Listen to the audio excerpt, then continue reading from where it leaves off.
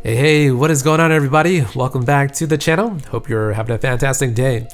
Now, in today's video or today's coding lesson, what exactly are we going to talk about? Well, a lot of you guys are probably well aware of this problem called the fat view controller, which exists and it's very common inside of iOS applications. And in today's lesson, I'm going to teach you how to kind of keep your view controller files clean and how to refactor out some of the code that doesn't belong inside of a typical view controller. Now, the project that I'm going to use to kind of demonstrate how I kind of approach this topic is this file over here, or this project rather, and it's called Count Animation LBTA. And basically this project is the video that I created a couple of days ago, and there's going to be a link in the description below. Make sure to watch that video before you kind of continue on today. But basically in that lesson, I kind of taught you guys how to animate these labels over here so that they can count from 0 all the way up to a certain number. And we also implemented an animation duration that allows us to, control some of the stuff inside of this app, right? So this is the finished version of that application. And what we were able to build out was this app over here that contains this 1000 label. So let me just run this project to kind of show you where we left off. And you'll see this label over here animates starting at the value of, let's see, 900, and then it ends at 1000. And it also uses the animation duration of, let's see, 3.5 seconds.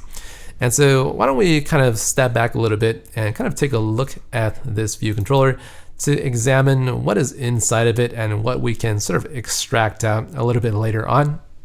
So let's begin here at the very top. We have the counting label, which contains this guy, pretty much the 1000.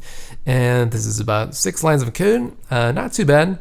Contains some styling inside of it.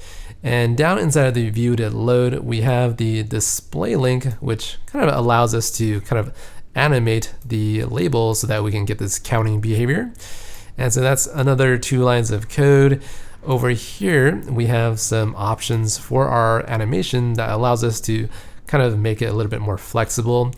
And then further down below from 40 to 53, we have the actual handle update function that kind of performs our animation, and handle update sort of belongs to the display link. All right, so that's all of the code that we have in the view controller so far. And running it again, you can see exactly what it does. Nothing too complicated or fancy just yet. So I am going to, in today's video, show you how I perform the actual refactoring process, so that at the very end of today's lesson, we're going to have just about 10 lines of code inside of the view controller. And we're also going to have multiple versions of this animating label, something very similar to this application over here. All right, so with all that being said, we're going to start modifying this view controller right now. And we're going to start by introducing a new subclass for our UI label. Okay, so I hope you guys are ready to get your hands dirty inside of the code. The first thing I'm going to do before I introduce my subclass is to sort of remove this display link code, because I don't really want to see the label animating, and it's going to help me illustrate how this refactoring process works. So here we go. We have 1, 2, 3, 4 over there. And the first thing I will do is to introduce my subclass. And typically you would create a new file for this, but because I'm recording this in a video, it'll be a little bit easier to just type it up above the view controller right here. So this guy, I'm going to call this new subclass. Let's give it a name of counting label. And this guy will subclass a UI label. All right, so inside of here, you want to provide a custom initializer for your UI label. So I'm just going to use this frame guy over here. And actually, I am going to use a brand new init instead. So create a custom one over here. And I am going to introduce a sort of a constructor parameter. And I'm going to call this start value and let it be of type double. Inside of here, I want to say, let's see, self.startValue equal this start value over here. So this doesn't exactly work until you introduce a instance property called start value. So why don't I do that here? So let's say let start value be of type double. And now this line of code will work. And let's see, finally down here we can click on this guy and make sure to hit that fix button. And so basically for all of your subclasses there is a required initializer that you have to call, and it's this AD coder guy over here. And don't be too concerned with this thing, just make sure you have it inside of your subclass. All right, cool. So you can try to build your project right now, but it says that superinit isn't called on all paths before returning from initializer. So this problem is kind of tricky and kind of confusing at the same time. Let me show you what the proper fix is. And so I'm going to call super.init with this frame1, and let's just call it with the 0 frame right there. So 0 is pretty much 0, 0 on the top left corner, and a width of 0 and a height of 0 as well. So we're going to use that as our custom initializer. And now what we can do is we can use this counting label instead of this label over here. So what I mean is you can just say let label equals counting label, and you can change this as well. It doesn't really matter right now. And let's see, over here we are actually missing this constructor parameter. So why don't we say counting label, open that guy up, use the starting value of, why don't we use 8888, and there we go. We can run our application now, and basically we're not going to see anything different inside of our app. We still see 1, 2, 3, 4, but now we have a subclass that we can slowly modify and introduce more behavior. Okay, so hopefully you guys are kind of following along, and hopefully you guys can see where I'm trying to go with this. And the first thing I actually want to do is I want to remove the 1, 2, 3, 4, and I want to see the 8888 instead. So I'm just going to remove this for the label, and down here you can actually say self.text for your counting label subclass, and you can use the same string interpolation and enter start value over there. And once you do that, your counting label will automatically have the starting value printed out kind of like so. Now that's pretty easy, right? I mean, hopefully that's pretty easy. Makes sense to me. And what we can also do now is to introduce these properties as well. So I don't want to see these 2 lines of code inside of my view controller. One very simple way of removing it is kind of introducing it inside of the initializer. And this guy you can use center. You can also use this. So you can copy that and paste that in there. Now you don't exactly need the self in front of it, but I am going to just type it in to make it consistent. And it's a little bit easier for you guys to read. I don't think that's actually the convention, however. So we are going to now remove these 2 lines of code, and you can run your project and you'll have exactly that. And let's see, we're going to remove a couple of more lines of code inside of view controller, and we're going to do this. So you don't need the return label as a separate line if you're just going to do this. So you can do that, and that also works. We can further clean this up, and we can say, let's see, cut this guy out like that. And this label right here, we're not doing much in terms of the customization, so you can just set it equal to that. And there you go, we just removed about 6 lines of code, and basically the view code now lives inside of the view class, which is your counting label. So pretty good stuff there. All right, so hopefully you guys can sort of see that a lot of this refactoring isn't all that difficult. We're just wrapping all of the custom behavior inside of a subclass itself, and that's all we're pretty much doing here. All right, so having said that, let's kind of move on to introducing the custom animation inside of our subclass. So for example, we want the animation behavior like that for the 888 label over there. And so let's move down to the view controller again, and we pretty much need to migrate this code, so the display link code and a couple of these properties over here, as well as this function, we need to migrate it into the subclass counting label. So this is typically pretty simple as well, as long as your code is clean. So I'm going to first take this guy out of the view controller, and I'm going to migrate it into the initializer over here. So some of this code doesn't exactly compile, and we need this display link property, which I introduced over here on line 44. So let's paste that, or copy rather, and go all the way up here and just introduce that variable as a instance property of counting label. Okay, so that is looking pretty good. We're missing the handle update function, so that's the next thing we need to import or migrate, I guess is the better word. We're going to cut that, paste that down here, and there we go. We have the handle update, and I believe we're going to get flagged for a couple of different errors. So now that we have handle update, we are missing animation start date, duration, and value. So I believe those are the three things that we need to copy over. So let's see, animation start date, and I believe these are the three values. I don't need the starting value anymore because I've already introduced that up here, so start value. And let's see, I'm going to paste those values right over there. So end value, animation duration, start date, and hopefully these errors will go away.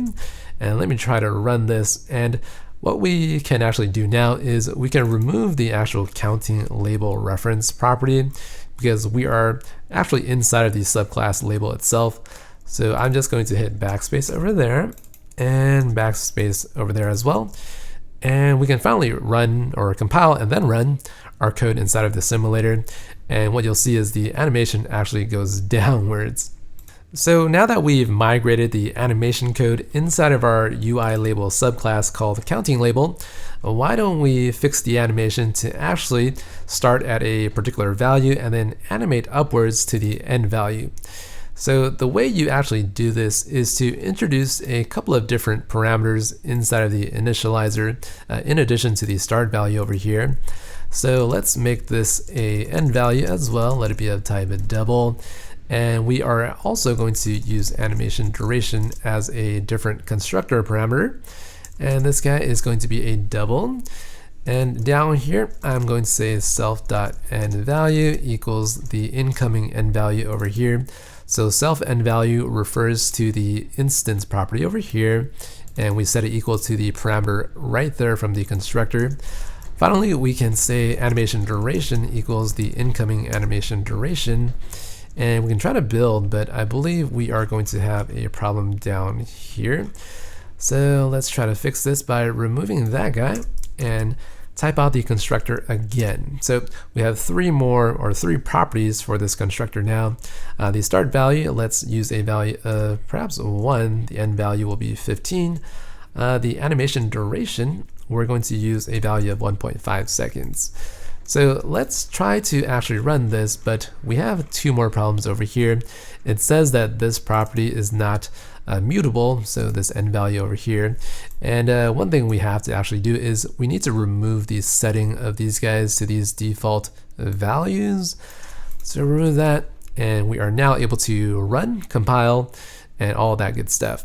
So once you do that, you can see that the label starts at the value of whatever you typed out over here as the start value, which is 1, and then it ends at 15 with the animation duration of 1.5.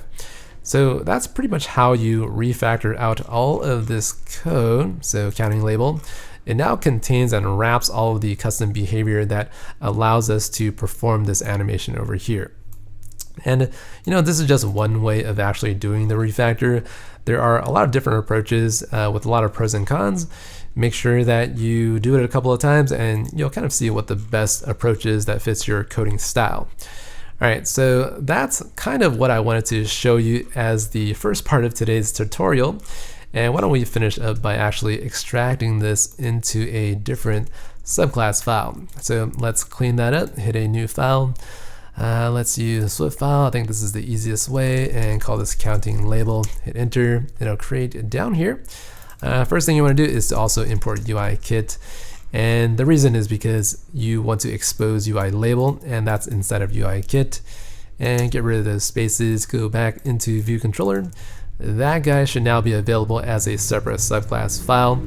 Alrighty, now everything that we've been able to do up to this point has been pretty awesome, right? We've basically extracted all of that custom UI label code inside of this counting label subclass, and all of the custom behavior is now kind of neatly wrapped inside of all of this bit of code. And so something else that you can also do is if you wanted to make these file or these properties private, you can just include this file private little bit of code right before the let, and everything should still work. You don't really need access to these properties outside of the class. Keeping this private will make it also easier to test in the future. All right, so you can also run your code and everything should be fine. And we are now ready to move on to the last part of today's video. And I would like to show you the power behind introducing some of the refactoring inside of your code like this. And so what I want to do now is to actually introduce 3 versions of this label, sort of similar to what our completed application looks like. And so what I'm going to do is to go back into View Controller, and I'm going to call this counting label 1. I'm just going to copy this 2 times, call this counting label 2, and make this counting label 3. Now, instead of using this view add subview of counting label, I'm going to do something a little bit different. So I am going to use a vertical stack view inside of my view controller, and I'm going to create this guy using let stack view equals UI stack view, and use the constructor of arrange subviews. So this guy, I'm going to say counting label of 1, counting label of 2, and counting label of 3. And let's just hit enter one more time. Now let's say view add subview of this stack view guy, and we also need to set a frame on the stack view. So let's just set it equals to the views frame, and I believe one property we need to set on this guy is the actual axes to be vertical like that, and also view or stack view dot distribution needs to be filled equally. So I'm going to run this and you'll see exactly what these couple of properties will do. And let's just wait for it to kind of render here. And there we go. You have 3 versions of the exact same counting label. You can now modify this, and let's just say this guy starts at 100 and ends at 1500. This guy maybe start at 5 and end at 50. And this guy, we're going to use 1 to 10. Maybe this guy takes a little bit longer. This guy is 2.0. And we can try to run this again, and you'll see each label animates from a different start and ends at a different end value. So 1500, 50, and 10, kind of like that. And finally, if you want to make it look a little bit nicer, perhaps a darker background, you can make your view's background black. So let's see how to do that. And view.background color equals .black. And I believe our counting label needs to have a white background once we do that. So I know that because I've already done this before I actually recorded today's video. So counting label, we can go inside of the initializer. We can say self.background color equals .white. And while I am at it, I'm going to say layer.corner radius equals 5, just to give it that nice corner over there. You see that little rounded corner? We can run our code now, and now we get that. So we don't see the black background anymore. I'm going to go back to the view controller, and what I'm going to do is to say stack view dot spacing equals 32. That's going to introduce some spacing between each of the elements inside of your stack view, and so that's the 32 spacing over there and over there.